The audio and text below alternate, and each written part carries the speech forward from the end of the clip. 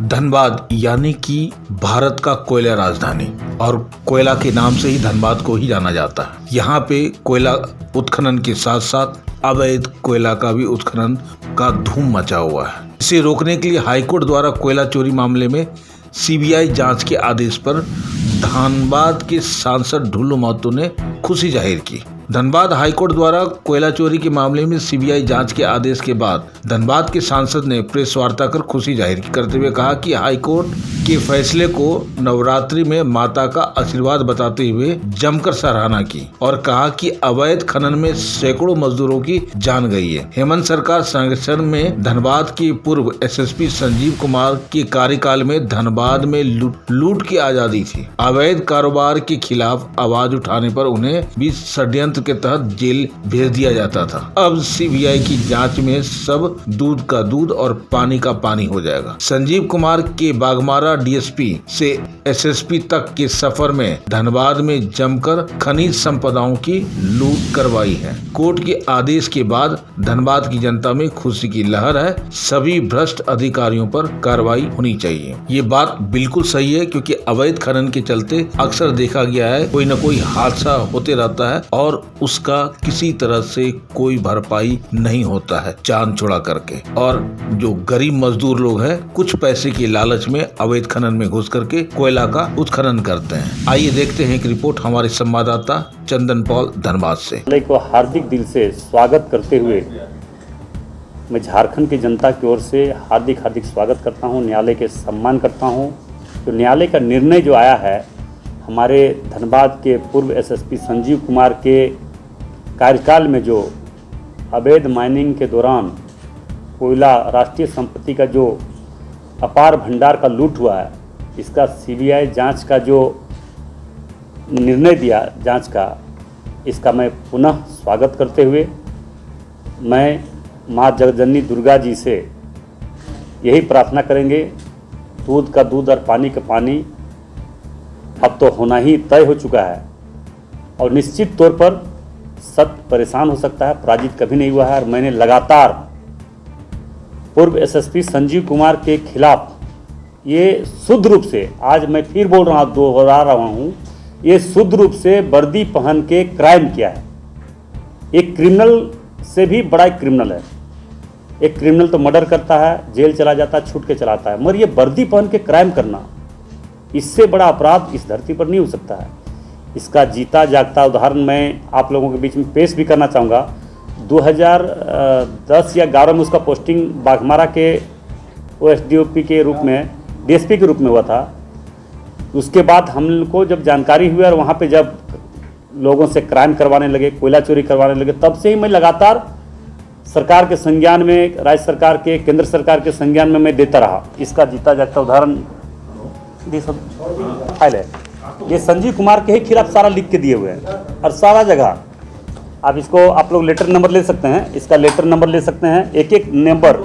हमें लगता है कि 50 से ज़्यादा आवेदन बनाकर हम लोगों ने केंद्र सरकार और राज्य सरकार को संज्ञान में देने का काम किया। मगर जब इस राज्य में झारखंड मुक्ति मोर्चा और कांग्रेस का सरकार बना, तब पूरी तरह से लूट का छूट दिया गया। और आपने देखा कि ऐसे एसएसपी जो संजीव कुमार जी यहाँ पूर्व में एसएसपी थे, जो बाघमारा में तत्कालीन डीएसपी थे, उस समय से लगातार उनका चरित्र चाल सिर्फ और सिर्फ लूटने का ही रहा। मगर मैं एक विधायक होने के नाते बाघमारा का लगातार उस क्षेत्र का, मतलब एक एक विषय को, एक एक स्थिति को हम लोगों ने सरकार के संज्ञान में दिया।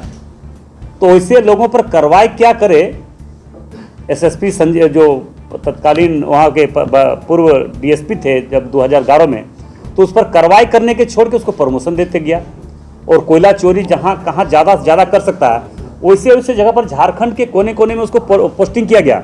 रामगढ़, बाघमारा, तो जगह जगह पर आप पलामू में देख लीजिए, पलामू में भी वो पोस्टिंग थे, वहाँ पे भी गो तस्करी पूरा करवाया, जोरदार तरीके से गो तस्करी करवाया। आपका सिमडेगा या आपका उधर गुमला तरफ भी वहाँ पोस्टिंग था, वहाँ पे भी आपका पूरा जोर से गो तस्करी करवाया। मतलब ये जंगल से लकड़ी कटवाकर बड़े बड़े लकड़ी का तस्करी करवाया। तो मैं न्यायालय से पुनः आग्रह करना चाहेंगे, इसको अपने संज्ञान में रखते हुए इसका जांच विशेष रूप से गहन चिंतन मंथन करते हुए जो अवैध माइनिंग के दौरान जो कुछ ही दिन पहले यहाँ पे जब स्थापित थे धनबाद में, तो हजारों आदिवासी, गरीब, दलित, मजदूरों का जो जान गई है, ये सारे लोगों का जान जाने का परिणाम उस पर हत्या का मुकदमा भी चलना चाहिए। न कि सिर्फ ऐसे जांच में कोयला चोरी, लोहा चोरी में वो फंस के रह जाए, उनको ये हो जाए, ये तो प्रमाण होना तय है। मगर जो 1000 आदमी का जान गया है अवैध माइनिंग के दौरान, उसके बाद उनके रहने के बाद यहाँ पे हजारों लोग, सैकड़ों आदमी का हत्या हो चुका है। ये कोई गलत बात नहीं है, हम कोई गलत बात बोलते भी नहीं है। इसका जांच होना चाहिए। अगर हमारा गलत बात हो, अगर हम गलत बात बोल रहे हैं तो हम पर भी कार्रवाई हो सकता है, करना चाहिए। हम गलत गुमराह कभी नहीं करते हैं। जो सत्य बात है, सत्य को हम रखते हैं और रखे भी है, पहले भी रखे, आज भी रख रहे हैं। अगर हम गलत बात बोल रहे हैं तो कार्रवाई हम पर भी होना चाहिए। अगर हमारी बात सही है तो ऐसे एसएसपी को जरूर, हम तो फांसी तो कम होगा उसके पर लिए, क्योंकि इनके नेतृत्व में हजारों आदिवासी गरीब लोग अगर मरा है तो उसका सारा एकदम, अगर कोई भी अगर दोषी है तो एसएसपी संजीव कुमार है। और उनके सहयोगी यहाँ जेएमएम के कुछ नेता हैं जो लोहा का फैक्ट्री चला रहा है, रड का फैक्ट्री चला रहा है, वैसे लोग भी बहुत बड़े बड़े अपराध किए हैं, जो पूरे ऑल बीसीसीएल में, सीसीसीएल में प्रशासन के धौंस जमा कर लोहा जबरन उठाना, अपने फैक्ट्री में गिरवाना, अपने फैक्ट्री में उत्पादन करना, माननीय मुख्यमंत्री हेमंत सोरेन जी के नाम से पूरा लोहा को कटवाया, उठवाया, अवैध माइनिंग से कोयला गिरवाया। ये जीता जागता उदाहरण है। तो हम एक प्रेस बंधुओं को भी हम धन्यवाद देना चाहेंगे, हम नाम नहीं लेंगे, जिन्होंने विस्तार रूप से उठाया था, मगर वो किस कारण से अभी दब गया, मगर वैसे लोग पर भी कार्रवाई होना चाहिए जो उनका सहयोगी रहा है। गलत काम करने में जो पूर्व एसएसपी के सहयोगी रहा है और राज्य सरकार का संरक्षण में ये काम हुआ है, तो कार्रवाई होनी चाहिए। राज्य की जनता देख रही है कि राज्य सरकार के संरक्षण में इस तरह से अगर काम अगर हुआ है तो कौन कौन लोग है, कौन कौन लोग क्या है, कौन कौन लोग शामिल है, वैसे सभी लोगों पर कार्रवाई हर हाल में होनी चाहिए। ये मेरा आग्रह होगा और मुझे पूरा विश्वास है न्यायालय का निर्णय पर। न्यायालय है तभी हमें न्याय मिल सकता है। वर्तमान समय में सरकार का जो रवैया है, इससे सरकार से किसी प्रकार का कोई न्याय का आशा ही नहीं रखता है। सिर्फ आज विश्वास है तो न्यायालय पर ही विश्वास है। न्यायालय पर विश्वास है तभी तो आज ये न्याय मिला है, न्याय होने जा रहा है।